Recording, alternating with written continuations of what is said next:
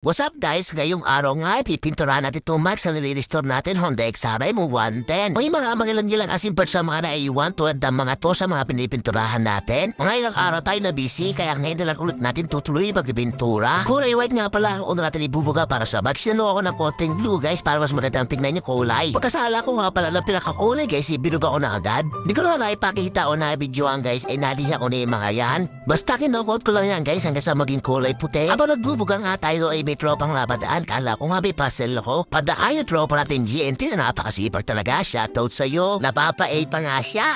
O siya, balik na nga tayo dito sa ating binubugahan para matapos na natin to. Ito nga lang may hirap sa mags binubugahan guys. Kasi maraming sigit-sigit guys, tapos pag igat mo meron ka pa palang part hindi tinatamaan ng pintura. Kaya kailangan makain ng ikot at makain ng sibat ka muna guys para makita mo yung mga part hindi pa natatamaan ng pintura. At tapos lang nga natin bugahan ng puti yung panganikod ng mags. Sinunod ko na nga bugahan to pangharapan. Sa part na nga na NIC procedure lang ginagawa ko dyan guys. Binubuga ko na siya ng binubuga na nasa makot buo ng kulay puti. At napapasin nyo nga guys, halos buo ay nakukot na natin. Kasi yung mga singit-singit na guys ay mahirap ito kapatamaan. Kaya binabalikan ko pa, nagsali na nga pa namin dyan guys sa top. O ito na nga guys, yung last na ibubuga natin yung pampangin top. Dito natin makikita guys yung kagandahan ng kulay ng mags kung babagay ba guys yung dalawa natin na kulay blue sa puti. Syempre guys, ganoon pa rin yung ginagawa ko. Bubugahan nyo pa rin siya ng buo guys. Lahat ng pampangin top, lahat ng di makintab na part. Syempre alalay lang guys at nasa timing din niya na ispegan para di humulat yung pintura. Mahirap pa si matuluan guys, pangit naman tignan. Hindi ko nakalala papakita guys pero pinapahinga ko rin yan. At napapos ko na rin mugahan yung dalawang maris at sinigit na nga rin pala tong sprocket panel. Kulay silver nga pala guys at ibinugo ko sa sprocket panel na yan kaya nagtipla pa ako ng silver. Nung natapos ko ang buga ng silver yan guys, nagtipla na din ako ng top coat dyan o clear. At natapos ko na nga rin palang bugahan guys, ito na nga pala kinalabasan, di ba guys ang ganda. Natapos na natin sa sprocket panel guys, sinabay ko na nga rin pala itong mga rear shock. Tulad nga nasabi ko guys, matigo pa naman itong rear shock kaya piniturahan ko na lang yung mga spring para mas luminis at magmusbo ang bagong tignan. Kaysa naman bubili ng bago guys, mas matibay pa to kasi stock pa ito. Kulay puti nga pala ibubuga ko sa radyan guys, kasudak ba lang para mas simpleng tignan. O nga pala kalabasan ng rear shock guys, gata niya pang natanggal sa mga balot. At ito nga pala yung mga skadina guys, sa piniturahan natin guys, mas maganda sa tignan sa personal kung makikita nyo. Abangan nyo na rin update sa project natin na to sa lahat po today's video. Ingat! Alright!